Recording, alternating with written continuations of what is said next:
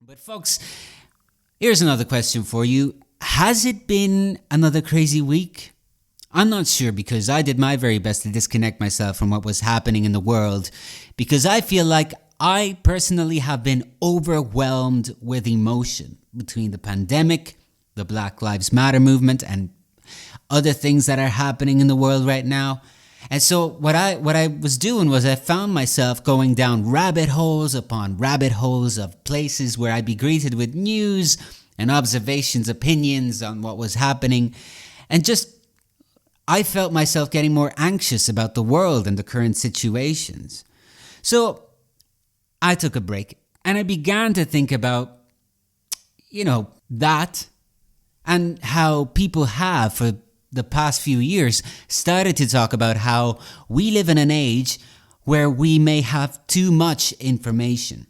So, are we overly informed? Well, I recently read an article from 2 years ago by Oksana Tunikova on Medium.com, who mentioned that the volume of information has been growing exponentially since the beginning of the internet.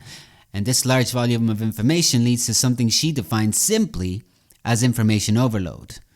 She defines this as something you've likely felt or dealt with at least once. The feeling you get when, after hours of searching the web, you realize there's so much data in your head that you can no longer think clearly.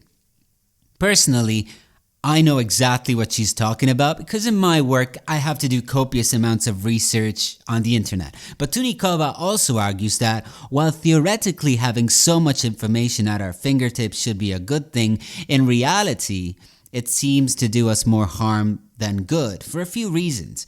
And she lists a few of them, but I can summarize all of them as a lack of focus and an inability to make decisions, as well as an increased sense of anxiety.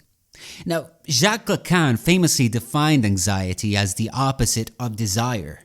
But in my opinion, anxiety can also offer opportunity for empowerment. What I mean by that is that I believe that anxiety can be a normal reaction to a stressful situation, perhaps stressful situations that you need to address.